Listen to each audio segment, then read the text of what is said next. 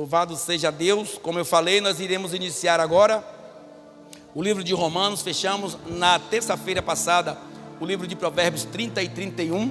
Hoje nós iremos abrir, iremos em cada terça-feira trabalhar em um capítulo do livro de Romanos. São contidos de 16 capítulos, e nós vamos falar um pouco do que o apóstolo Paulo escreveu aos Romanos. No capítulo número 1, ele fala aqui sobre o período dos gentios que estavam perdidos naquela época, período que eles ficaram perdidos, e também vai falar dos judeus que também estavam perdidos junto com os gentios, e todos se perderam, mas ele acrescenta Jesus como resgate daqueles povos, do capítulo 1 ao capítulo 3. No capítulo 4, ele vem falar do exemplo de Davi e de Abraão, pela fé que eles viviam, ou que eles viveram, e alcançaram tantos milagres, porque ele combatia, não por combater a lei, mas da forma que aquele povo exercia a lei em suas vidas, abdicando-se da obediência e da palavra que Cristo genuinamente pregou naquela época. No capítulo 5, ele vai falar da comparação de Adão e Cristo, e falando da sua santidade como Deus e não como homem, e trazendo Adão como um homem caído. Adamicamente somos caídos por causa do pecado de Adão, mas Jesus veio como o segundo Adão para nos trazer um êxodo. O primeiro êxodo foi quando o povo saiu ali do Egito e foi liberto, ali no livro de Reis, se não me falha a memória. E o segundo êxodo é quando Jesus, ele vem e entrega-se a si mesmo no Calvário, para que nós venhamos ter salvação. Ali no Monte da Transfiguração, Jesus se encontra com Moisés, com Elias, e fala sobre o êxodo. Já estava preparado, Moisés e Elias veio falar com Jesus que o momento já estava propício para que ele se entregasse no Calvário, na cruz. Capítulo 6, ele vai falar de santificação, da moderação de o povo servir a Deus em espírito e em verdade. No capítulo 7, também 8, ele vem concluir essas falas sobre a santificação e viver em santidade. No capítulo de número 9, ele vem falar do lugar de Israel no plano de Deus. No capítulo 10 também ele vem dar conclusão, e 11 sobre isso. No capítulo de número 12, ele vem falar da aplicação de vida prática que Deus trouxe por intermédio de Jesus para aquela igreja. Capítulo 15, planos missionários, ele vai falar de si mesmo, da sua trajetória como missionário. E no capítulo 15, as últimas saudações do apóstolo Paulo à igreja em Roma. Por que Paulo, ele escreveu essa carta aos Romanos? Porque Paulo estava já na sua terceira viagem em Éfeso, e lá em Éfeso, ele passou durante 15 anos na bacia do mar Mediterrâneo, pregando o evangelho, e abriu igrejas em vários locais até chegar em Éfeso. Quando ele chega em Éfeso, segundo alguns historiadores, ele passou 15 anos, ele sentiu no coração de voltar a Jerusalém para ir até a Judéia, porque o povo da Judéia estava passando necessidade, e coisas que ele coletou, das igrejas das quais ele abriu, ele estava levando para Jerusalém. Mas o coração de Paulo estava aflito para ir até Roma. Só que antes de ele passar em Roma, até Espanha, antes de ele passar na Espanha, ele queria estar em Roma, porque ele soube que em Roma o povo tinha ali aberto uma igreja, mas estavam ainda com alguns conflitos dentro da igreja, por causa da lei de Moisés, por causa da circuncisão, por causa da expersão, onde o povo não aceitava o povo que vinha da expersão, como eles consideravam Paulo, que Paulo era um judeu da expersão, e não um judeu genuíno, nascido na Judéia. Eles também, eu vou falar ali um pouco, que eles não tinham Paulo como apóstolo. Diz que Paulo era um apóstolo pós os 12 apóstolos de Cristo, e não consideravam Paulo dessa forma. Então, quando Paulo intentou no teu coração ir para lá, ele sabia das dificuldades que ele iria encontrar. Então ele disse: mas eu preciso de mais mantimentos e de pessoas que me conduzam, que ele precisava de dinheiro. Apesar de ele não ter aberto a igreja em Roma, foi aberto por outra pessoa, mas o povo já conhecia Paulo de uma maneira positiva, como também de uma maneira negativa, porque moravam ali em Roma alguns judeus que eram cristãos, já tinham aceitado Jesus Cristo e já conheciam o apóstolo Paulo. Lá no capítulo 9 de Atos vai falar que Paulo, em Damasco, teve encontro com Jesus, na qual houve a sua conversão. Mas custou muito para alguns judeus crer no ministério de Paulo devido às investidas que Paulo, quando estava no mundo, levantava-se contra o povo de Deus, alegando ele ser uma seita. Aquele povo vivia subordinado a uma seita e não cria no ministério de Cristo. Então era um desafio para o apóstolo Paulo chegar até em Roma, mas ele não podia chegar em Roma de qualquer jeito, por causa dessas perseguições, por causa dessas investidas. Então ele preparou um campo, escrevendo esta carta, que nós vamos ler daqui a pouco, e levou para aquele local. Havia também ali uma seita de judaizantes. O que eram esse povo?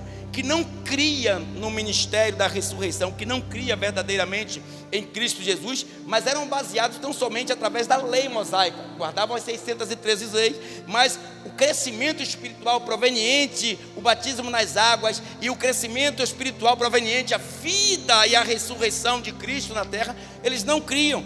Então todas as igrejas, Júnior, que Paulo ia pregar, os judaizantes faziam o quê? Quando ele saía da igreja, eles iam lá e metiam outro método operante de adorarem a Deus, contrário àquilo que Paulo pregava. Então Paulo já vivia sobre uma perseguição terrível dos judaizantes, e ele sabia das batalhas que ele iria encontrar lá em Roma, mas ainda assim ele estava com o coração aflito para chegar até aquela cidade, porque se tinha uma coisa que o apóstolo Paulo gostava, era de desafios. Então ele sai de Éfeso, vai para para Roma, passa lá um tempo em Roma, mas antes de ele ir, ele disse: eu vou preparar o caminho, eu vou preparar a minha estadia naquele lugar, para que eu não seja confrontado, olhe isso, e não tenha com o que confrontar. Ou seja, a palavra de Deus, que era bastante conhecida por ele, através da teologia que ele foi ali, que foi feita na vida dele, ali na faculdade do Dr. Gamaliel, era uma das faculdades mais faladas da época, era um lugar onde as pessoas entravam e saíam com bastante respeito, mas ainda assim, ele precisava do encontro com Cristo, onde muitos não acreditavam, e ele tinha que expor isso para aquele povo, e tinha que pôr isso em prática, para que aquele povo visse que Deus era na vida dele. Então ele escreve essa carta, antes de ele chegar até em Roma. E no capítulo 1, ele vai falar aqui sobre o período da perdição dos gentios, mas também nós vamos falar sobre a fé. Capítulo 8 aqui, ele é dividido em 4 partes diferentes. Do capítulo versículo 1 a 7, ele vai fazer a sua apresentação. Versículo 8 a 15, ele fala do desejo de estar em Roma. 16 e 17, ele vai falar da importância da fé. 18 a 32, a primeira instrução acerca da idolatria. Amém? Para que nós não venhamos confundir Deus com outras coisas. Tem gente que, como eu falei há uns tempos atrás aqui, que endeusam qualquer coisa. Deus, ele não troca, ou melhor dizendo, ele não divide a glória dele com ninguém. E isso, para nós que somos evangélicos, quando nós pomos qualquer coisa acima de Deus, ele consequentemente vai se entristecer conosco e vai descer um castigo sobre nós, porque ele disse: a minha glória eu não divido com ninguém. E tem pessoas que às vezes pensam: não, pastor, idolatrar só na igreja, quando idolatra um pastor, quando idolatra um bispo, quando idolatra um arcebispo. Não, a idolatria você pode praticá-la dentro da sua casa, quando você deixa de fazer alguma coisa para Deus para fazer para o homem. Falei aqui e vou repetir: meu finado pai e minha finada mãe, amo, não vou dizer que eu os amava, que pelo menos estão dentro de mim, no meu coração. Os dois já estão no seio de Abraão. Mas um determinado dia, a pastora está aqui, não deixa mentir, eu disse: papai, bora embora, que 5 horas eu vou para a igreja, dia de domingo o culto é mais cedo. Mandei os dois ir embora, porque eu tinha um compromisso com Jesus. E é disso que o apóstolo Paulo vem falar. O apóstolo Paulo, ele chega a dizer aqui, Wesley, Agostinho, Calvino e Lutero, dentre outros nomes que foram convertidos através do livro ou das cartas que o apóstolo Paulo escreveu aos romanos. Quem foi Lutero? Lutero está em 1517, se não me falha a memória. Foi onde Lutero ele conseguiu lutar crente protestante, para que nossa vida tivesse liberdade. Eu estava vendo agora uma matéria sobre a África, um país da África, não me lembro agora o nome, me perdoe, onde o povo estava sendo queimado no meio da rua, né? O povo botou no grupo da igreja, parece, onde o povo estava sendo judiado, humilhado por propagar a palavra de Deus, e nós aqui temos liberdade de pregar. Então Lutero lutou e muito, não era romano, não era judeu, não era israelita, mas era um homem que tinha nele o desejo de conhecer a igreja católica. Foi para lá e pagaram a faculdade dele, porque o pai e a mãe eram cristãos, não queriam pagar a faculdade dele para ele não ir à igreja católica. Quando ele chega lá, ele descobre que a igreja católica incluía alguns livros dentro da Bíblia e excluía alguns, e quando ele tem o conhecimento disso, ele desperta-se para Deus, e um dos livros que ele se apossou desse entendimento foi o livro de Romanos. E nesse livro de Romanos ele se converteu a Cristo, ele largou a igreja católica, e derramaram muito sangue por causa disso. 1517, se não me falha a memória. Em 1917 fizemos 500 anos de libertação para a propagação da palavra de Deus. Mas isso tudo iniciou-se aqui, e nós vamos ver agora, do versículo 1 ao versículo 7, a apresentação do apóstolo Paulo. Por que ele fala isso? Porque ele já sabia o que ele ia encontrar lá. Porque o povo ia receber ele na igreja em Roma, mas não era qualquer um, viu, Júnior? Não era qualquer um, viu, Rodolfo? Não era qualquer um que eles botavam no altar.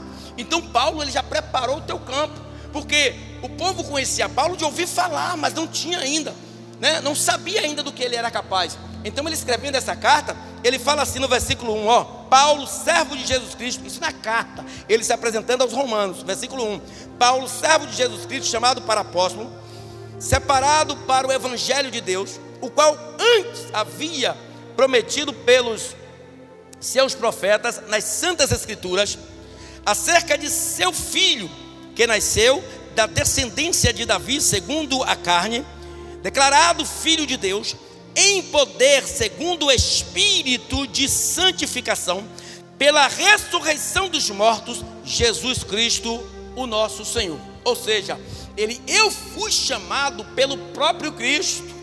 Ele mesmo falou comigo, aquele que era santo, aquele que era o Filho de Deus, aquele que veio e fez milagres. Ele mesmo se encontrou comigo, ele me advertiu dos meus erros e ele me deu uma palavra de vida, me colocando como apóstolo. Eu sou apóstolo pela vontade do Filho de Deus. Aí ele continua dizendo assim, pelo qual recebemos a graça, versículo 5, e o apostolado para a obediência da fé entre todas as gentes pelo seu nome. Ou seja, obediência da fé. O que é isso, pastor?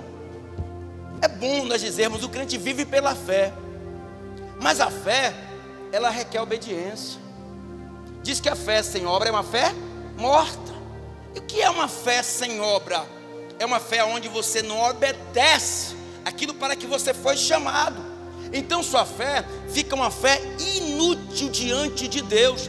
O que é que ele está fazendo aqui? Ele está se apresentando à igreja de Roma, está falando da sua intimidade com Cristo, ele está falando das suas responsabilidades com as coisas de Deus, está se pondo, ou pondo a mão a palmatória, e nós vamos ver em tudo aquilo que eles quisessem discutir acerca dos pergaminhos, acerca dos mandamentos, das leis que eles tinham, né, do calendário hebraico que eles guardavam isso também. Então ele estava se pondo em risco para trazer santificação àquele povo, entre as quais sois também vós chamados para seres de Jesus Cristo. Ou seja, não só eu, mas vocês também foram chamados para ser de Jesus Cristo. A todos os que estais em Roma, amados de Deus, chamados santos, graça e paz de Deus, o nosso Pai, do Senhor Jesus Cristo.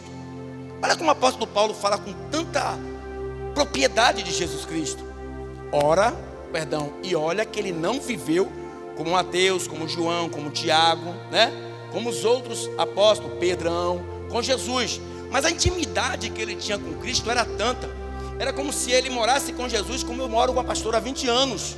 E conheço a pastora de cabo a rabo, assim como ela me conhece. Então, o apóstolo Paulo falava de Jesus, com a maior propriedade. Por quê, Rose? Ele tinha uma intimidade com Deus. Ele tinha uma responsabilidade com as coisas de Deus. Abriu igreja em Filipenses, em Colossenses, abriu igreja em Éfeso, abriu igreja em lugares aonde ninguém queria pôr os pés, nem os apóstolos, mas ele ia, porque ele foi chamado por Jesus Cristo para fazer o ministério mais difícil que tinha na época, que era para os gentios e para as pessoas que tinham posse, as pessoas que tinham condições financeiras, e para as pessoas que não criam em nada daquilo que Jesus fez e continuava fazendo mesmo após a sua morte e ressurreição. Então ele faz a sua apresentação, mas você veja que em todo tempo ele põe Jesus como escudo. Em todo tempo ele está colocando-se ali como nada. O homem falava 9 idiomas diferentes. O homem tinha uma capacidade intelectual incrível, largou tudo que viveu, tudo que conquistou para seguir o Evangelho de Cristo. Mas em todo o tempo você vai ver que ele põe todos os livros, em todas as 16 edições, os 16 capítulos, você vem ver que ele fala de Jesus com tanta capacidade. É isso que deveria ter com cada um de nós. E não vivemos esse Cristo. Sinto dizer, nós não vivemos com a intensidade que o apóstolo vivia com Cristo. Por isso que grandes homens como Calvino, que tinha os calvinistas, são milhões de seguidores.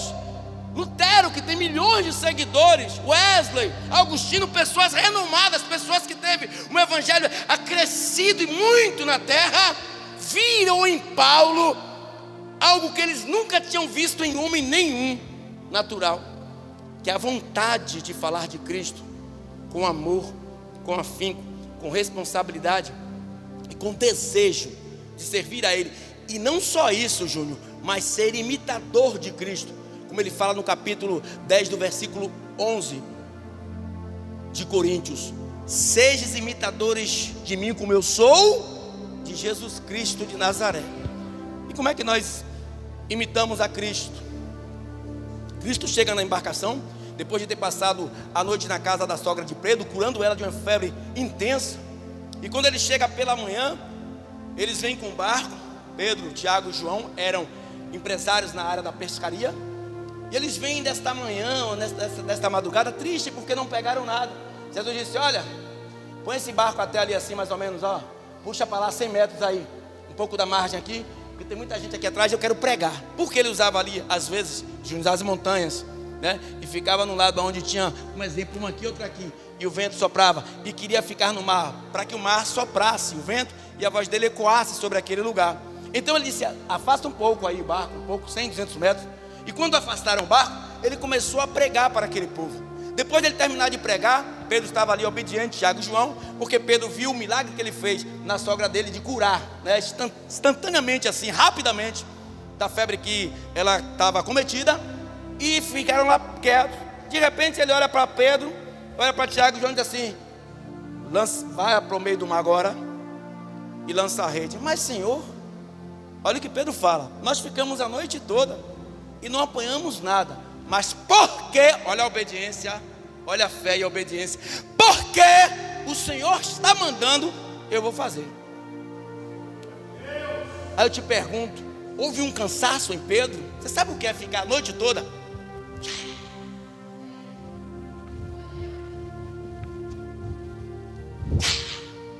E depois chegar uma pessoa que você conhece há poucas horas e diz assim a você: vai para o mesmo lugar e joga a rede. Ele disse: eu não ia se fosse outra pessoa. Vou só parafrasear: mas porque o Senhor que está mandando, eu vou lançar a rede. Sabe o que é isso, igreja? É o que o apóstolo Paulo viveu em toda a sua vida. Pós ali de Atos capítulo 9, que ele tem encontro com Cristo, que ele vive Cristo. Era isso que ele vivia. Não vivo mais eu, mas Cristo vive em mim. São frases, de uma potencialidade estúpida, mas a realidade, ela não tem que ser verbalizada, ela tem que ser vivida. Não vivo eu, mas Cristo vive em mim. De que forma? Como é que Cristo viveu? E se Cristo vive em mim, como é que eu devo viver? Da mesma forma que Ele viveu. Então o apóstolo Paulo, ele transmitia isso para o povo, não só de falar, mas com suas ações. Então muitas pessoas seguiram o apóstolo Paulo, muitas igrejas, ele teve muitos discípulos por causa da sua notoriedade na palavra e capacidade, não só intelectual como também espiritual, que Jesus derramou sobre a vida dele. 3 anos na Arábia e mais 10 anos que ele ficou recluso ali em sua cidade natal, na cidade de Tarso. Ele era um cidadão romano. Então, no capítulo de números 1, versículo 8 a 15, ele vai falar do desejo de estar em Roma. Olha o que ele diz, ó: primeiramente dou graças ao meu Deus por Jesus Cristo acerca de vós todos, porque em todo o mundo é anunciada a vossa fé. Ou seja, o ministério estava crescendo tanto em Roma, que o mundo era pequeno naquela época, de países bem menos do que a quantidade que existe hoje. Então ele diz, ó, em todo mundo, em todo mundo é anunciada a vossa fé, a fé que vocês estão tendo em Cristo, o conceito que vocês levantaram sobre vocês de servir a Cristo. Porque Deus, a quem sirvo em meu espírito o evangelho de seu Filho, me é testemunha de como incessantemente faço menção de vós, pelo que vocês estão fazendo aqui, pelo crescimento de vocês, pedindo sempre as minhas orações, em minhas orações, que na algum tempo, pela vontade de Deus, se me ofereça boa ocasião de ir ter com vocês, ou convosco.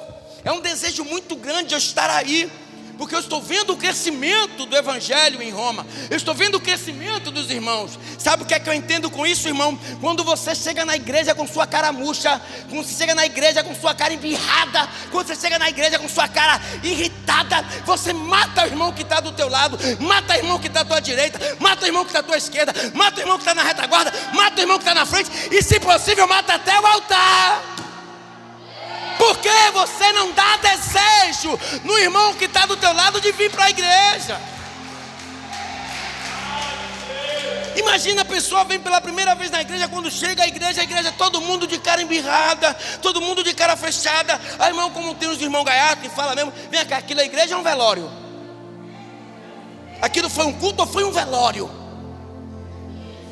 Porque eu cheguei na igreja, misericórdia, eu cheguei lá com o coração contrito, saí de lá com o coração abalado, acabado.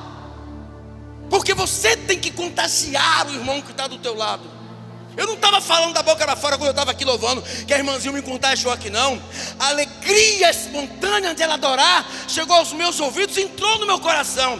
Isso me encheu de alegria, de forma tal que eu cantei seu instrumento. Então você é um canal de bênção para vidas dentro e fora da igreja. E olhe, quem era Paulo já era conhecido, reconhecido mundialmente. Por que não falar dessa forma? Devido à quantidade de países que tinham naquela época. Mas ainda assim, ele anseiava estar em Roma. Olha o que ele diz no versículo 10, vou repetir de novo. Pedindo sempre em minhas orações, que em algum tempo, pela vontade de Deus, pela vontade de quem? Outra especialidade que nós temos que fazer e ter é fazer tudo na vontade de Deus. E a vontade é também lograda ao tempo de Deus. Então não murmure, se me ofereça boa ocasião, na ocasião de quem? De Deus, ir ter convosco. Aí no versículo 11 ele fala assim, porque desejo ver-vos para vos comunicar algum dom espiritual, a fim de que sejais confortados.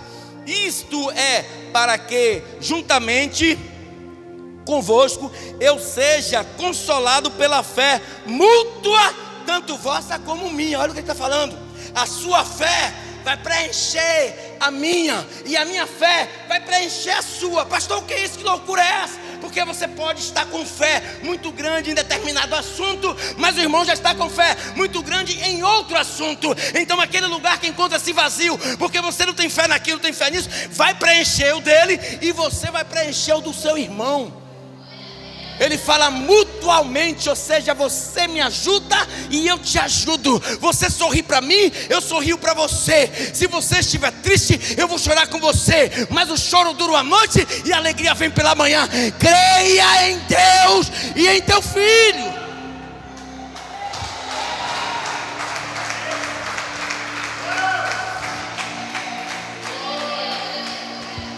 Aí no versículo 13, ele diz assim, ó: não quero, porém, irmãos, que ignores que muitas vezes propus ir ter convosco, abre parênteses, mas até agora tenho sido impedido, porque ele era impedido pelos judaizantes, por pessoas que estavam lá em Roma, os judeus que creram em Cristo e mudaram de vida, mas no entretanto não criam no ministério do apóstolo Paulo. Eles me impedem de eu estar aí, mas eu desejo muito, mas eu sei que um dia Deus ele vai preparar um momento adequado para que eu esteja com vocês.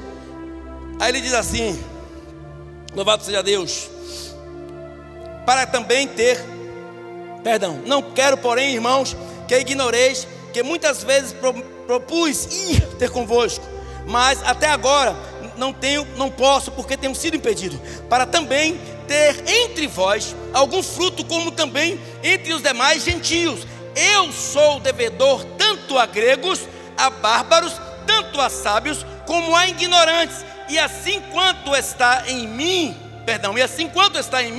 estou pronto para também vos anunciar o evangelho, a vós que estáis em Roma. Ou seja, sei do crescimento de vocês, sei da capacidade estupenda de vocês, mas Deus quer me enviar aí, e eu sei que no tempo de Deus eu vou estar aí para vos anunciar o evangelho, para derramar sobre vocês a palavra. Irmão, viva pela palavra, não viva com os ouvidos emprestando a um e a outro, trazendo uma coisa aqui, outra coisa ali, para que não confunda a sua cabeça.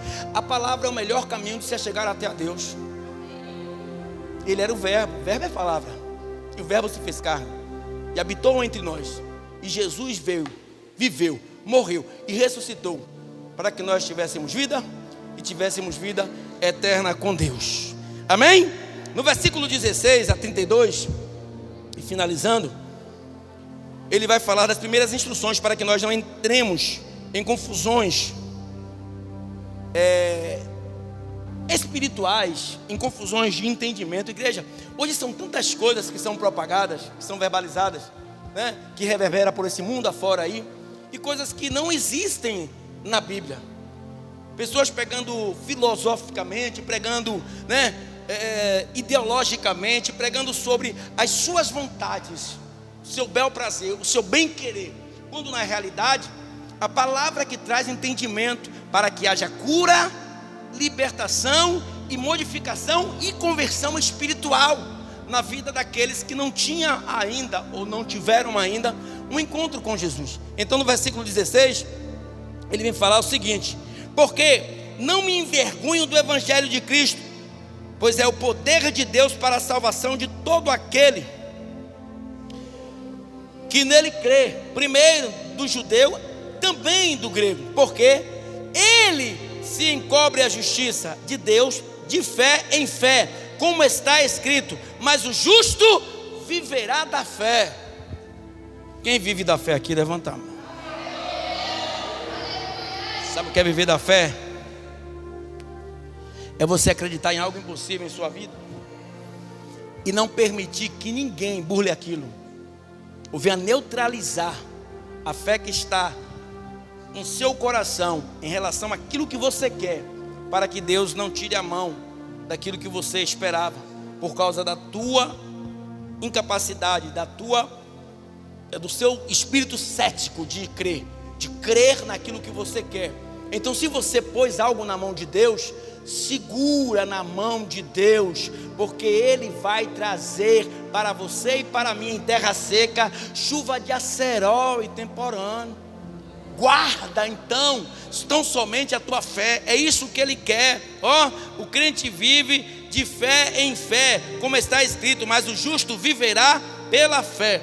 Aí no versículo número 18 a 32, ele fala assim: porque do céu se manifesta a ira de Deus sobre toda a impiedade e injustiça dos homens que detêm a verdade em injustiça. Ou seja, alguns homens, alguns fariseus, alguns romanos, que não serviam a Cristo, mas adentravam no ministério, eram joios no meio do trigo, entravam tão somente para tirar, assim como os judaizantes, a mente das pessoas, o foco das pessoas de Cristo, para que as pessoas se adequassem, né, e vivessem no jugo da lei, para que as pessoas entendessem sobre a lei, mas desprezassem a graça. A lei sem a graça, ela não vai ter nenhum valor.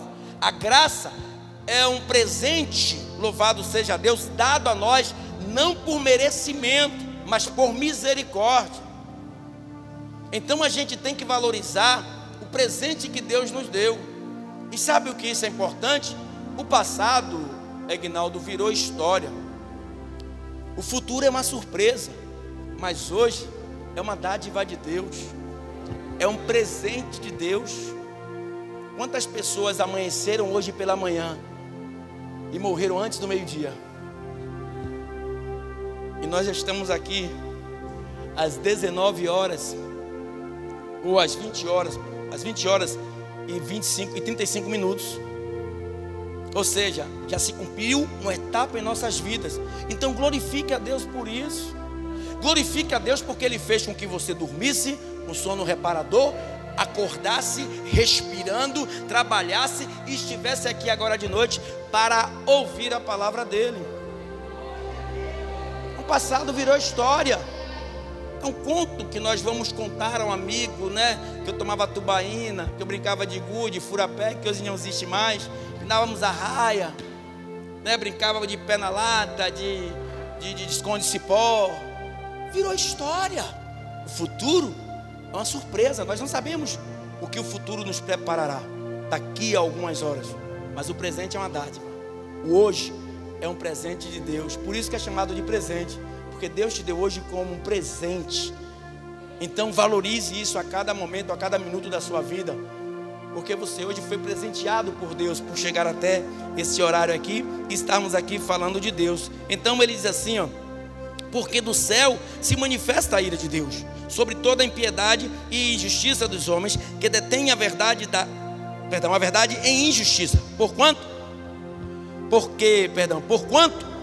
o que Deus se pode conhecer, nele se manifesta, porque Deus lhe o manifestou, ou seja, Deus já lhe mostrou a tua grandeza, porque as suas coisas invisíveis, desde a criação do mundo, tanto o seu eterno poder como a sua divindade, se entendem e claramente se veem pelas coisas que estão criadas, para que eles fiquem inexcusáveis, ou seja, para que ninguém julgue. Inexcusável significa isso: você não pode julgar aquilo que não tem julgamento sobre ele, porque Deus já se manifestou na vida dessas pessoas que hoje crê num determinado momento, ou creu no dia que fez aliança com Cristo, que Ele criou todas as coisas, mesmo invisível como Ele é, e Ele se manifesta através de coisas naturais e sobrenaturais em nossas vidas, para que eles fiquem inexcusáveis, ou seja, que não tenha julgamento sobre ele. Porquanto, versículo 21, tendo conhecido a Deus, não o glorificaram como Deus, nem lhe deram graças. Antes, em seus discursos, se desvaneceram ou se ensoberbeceram, e o seu coração insensato se obscureceu. Ou seja, pessoas dentro da igreja, mas são trevas. Até conhece a palavra, mas a autenticidade de dizer eu posso, eu faço, eu aconteço, eu crio, a ousadia, a soberba, faz com que diminua Deus na vida dele, e consequentemente Satanás se apossará dele, e ele virá treva, vai ficar pessoas obscuras. Ou seja, Paulo estava dizendo: será que vocês não estão entendendo que vocês estão até indo pelo caminho certo, mas estão se desviando no meio dele? Ou seja, serve a Cristo, guarda a lei, tudo bem, mas respeita aquilo que Ele deixou para mim e para você. Quer viver uma vida de paz, de santidade, de humilhação, uma vida, de humildade, uma vida contrita com Ele, vivendo o ontem, o hoje, o amanhã para Ele, porque Ele é eterno, igreja. Ele é o Deus de ontem, Ele é o Deus de hoje, Ele é o Deus de sempre. Amém? Versículo 22: dizendo-se sábios, tornaram-se loucos. Quantas pessoas você viram começar no Evangelho, Hugo, e começaram bem, começaram pregando a palavra com ousadia, cheios do Espírito Santo, estão hoje perdidos, porque deixou com que a loucura desse mundo transbordassem em sua mente. A ganância pelo dinheiro, a ganância pelo poder, pela fama, a vontade de ser reconhecido nas redes sociais está fazendo com que homens e mulheres que nasceram do ventre de Deus estão se perdendo no ventre de mulheres. Ou seja, estão se perdendo nos seios do mundo, na carnalidade, na soberba, na ganância, na luxúria, em coisas dessa natureza. O apóstolo Paulo estava dizendo assim: teve pessoas até que nasceu em Cristo, mas no meio do caminho se perdeu e precisa nascer outra vez, como ele citou para Nicodemos. É necessário que você nasça de novo, da carne, da água e do Espírito. Quem é nascido da água aqui? Quem já foi batizado nas águas? Todos que foram batizados nas águas. Quem já foi batizado com o Espírito? Louvado seja Deus. Não deixe que isso se esvairie da sua vida. Não deixe que ninguém tome nada de você, ou melhor dizendo, isso de você por nada deste mundo. É uma outra dádiva dada por Deus, por nós, míseros pecadores, não merecedores, que Ele nos presenteou com isso. Então entende o que é ser servo. Não liga para essas coisas que vocês estão vendo aí, não. Eu vejo tantas pessoas que passaram na televisão e fizeram fama, passaram um tempo aí em alta. Hoje está trabalhando em carros, não desmerecendo, que hoje até é o dia dos garis, que Deus abençoe a vida de cada um deles. Estão trabalhando em serviços bem menos esperados do que eles esperavam. Ou seja, serviços inesperados. Tantos atores de televisão aí que vocês viram, atores renomados da Globo vendendo um cachorro quente, com o Mário Gomes uma vez estava vendendo, acho que era cachorro quente no Rio de Janeiro. Então a fama não vai dizer quem você é, porque de momento você está em cima, em outro momento você está embaixo. O que valoriza o homem, infelizmente, na terra hoje é a condição financeira. Mas do que adianta o homem ganhar o mundo todo e perder a sua salvação? Então tornam-se como pessoas loucas. Para onde? Ninguém sabe, né? 23. E mudaram a glória do Deus incorruptível em semelhança da imagem do homem corruptível, e de aves, de quadrúpedes e de répteis. Ou seja, ele está falando da idolatria. Tiraram o conceito de adorar a Deus e botaram no conceito de idolatrar o homem, a ponto do cara chegar e dizer que tomou uma facada, alguma coisa dessa natureza, pegar o sangue dele, simular ali que é o sangue, e botar para que as pessoas peguem naquele sangue para que sejam curados. Amém, por todas as coisas. Mas abrem os olhos em nome de Jesus. Abram os olhos em nome de Jesus. Jesus mesmo disse: olha, não deixe que ninguém vos engane. Virão muitos falsos profetas em meu nome, falarão em meu nome. É como a Bíblia fala: Senhor, em teu nome eu fiz milagres e prodígios. Senhor, Ele vai dizer: apartai-vos de mim, maldito, que praticais a iniquidade. Eu não vos conheço. Eu não vos conheço. Versículo 24. Pelo que também Deus os entregou às concupiscências do seu coração, a imundícia, para desonrarem o seu corpo entre si mesmo. Vocês mesmos vão se desonrar entre si. Vocês estão procurando aquilo que vocês estão plantando, certamente vocês vão colher, pois mudaram a verdade de Deus em mentira e serviram mais a criatura do que o Criador, que é bendito eternamente. Amém? Estão idolatrando, estão trazendo a antropocêntrica para dentro das igrejas.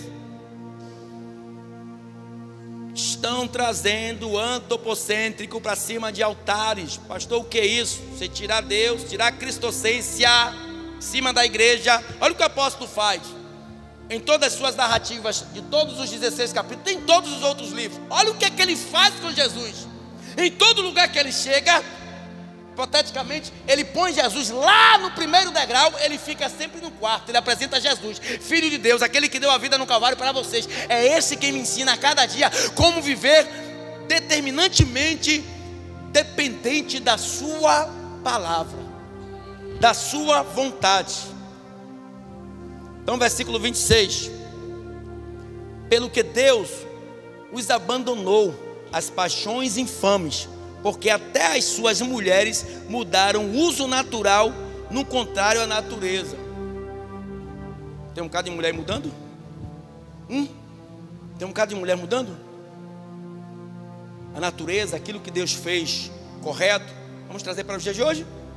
Quantas mulheres aí, casadas, com filhos, nada contra, seja lésbica pela vontade de si mesmo, o corpo é deles ou delas, mas quantas mulheres têm se transvestido de homem aí, achando elas que são homens?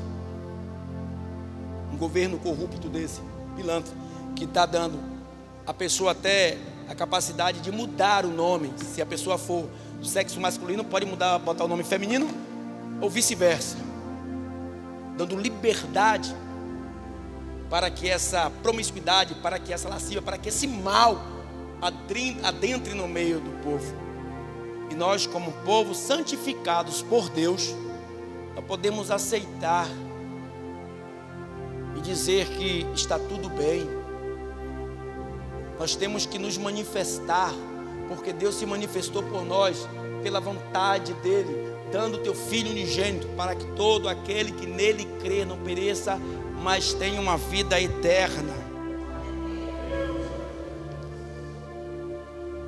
E, semelhantemente também, versículo 27, os varões, deixando o uso natural da mulher, se inflamaram em sua sensualidade, uns para com os outros, varão com varão, cometendo torpeza e recebendo em si mesmo a recompensa que convinha ao seu erro. Não só a mulher, como também o homem. Por quê? Porque deixaram a sabedoria, deixaram os princípios, esqueceram da graça e voluntariamente têm se colocado nas mãos de Satanás como se não houvesse o amanhã. Mas a Bíblia, ela não se engana.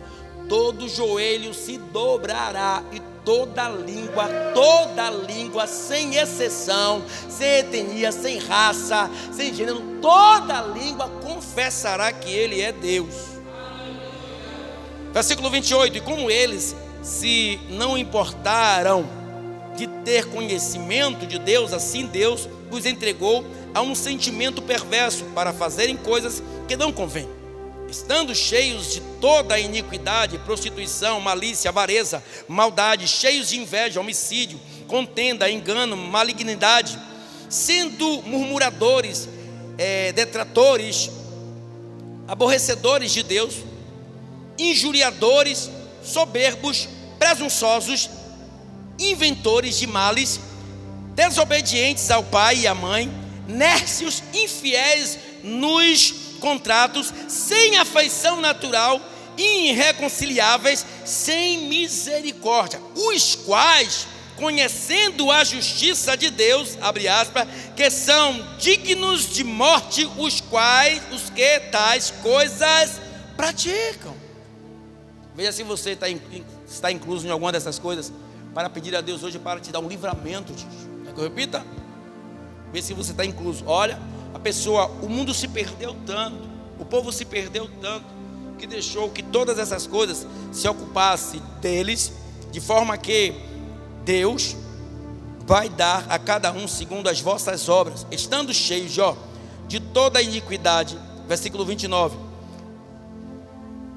Prostituição, malícia, avareza, maldade, cheios de inveja, homicídio, contenda, engano, malignidade, sendo murmuradores, olha vocês que ficam murmurando por tudo, detratores, aborrecedores de Deus, injuriadores, soberbos, presunçosos, inventores de males, desobedientes ao pai e à mãe, nércios, infiéis nos seus contratos, sem afeição natural, irreconciliáveis, sem misericórdia, os quais, conhecendo a justiça de Deus, abre aspas, que são dignos de morte, os que tais coisas praticam, não somente as fazem, mas também consentem aos que as fazem, comungam com o que fazem.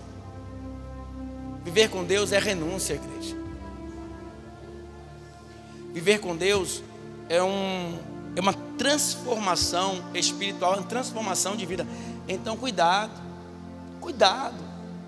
Ah, mas é uma coisa boba, é uma coisa sem muita relevância aos seus olhos. Tem coisas que ao homem são coisas boas aos seus olhos, mas para Deus é um assunto de morte. Ah, mas eu estou na igreja, mas uma hora eu estou em cima, uma hora eu estou embaixo. Preste atenção, em nome de Jesus. Faça todo o esforço que você puder fazer para ficar em cima, porque de baixo nós viemos, e para lá, segundo a vontade de Deus, segundo for a vontade de Deus, nós não retornaremos. Mas de preposição, há uma palavra chamada livre-arbítrio, direito de escolha, que é dado a cada um de nós para fazermos das nossas vidas o que bem entender. É isso que nos leva muitas vezes para o inferno. Então, pessoas dentro da igreja cometendo coisas absurdas, horrendas, transgredindo o nome, né, de Deus, transgredindo a estadia de Cristo na terra, contaminando irmãos. Você pensa que irmão não contamina irmão, não? O que ele falou? Então traga dentro de si, sabe, uma vasilha vazia, sem nenhum condimento, sem nada dentro. Mas quando chegares na igreja,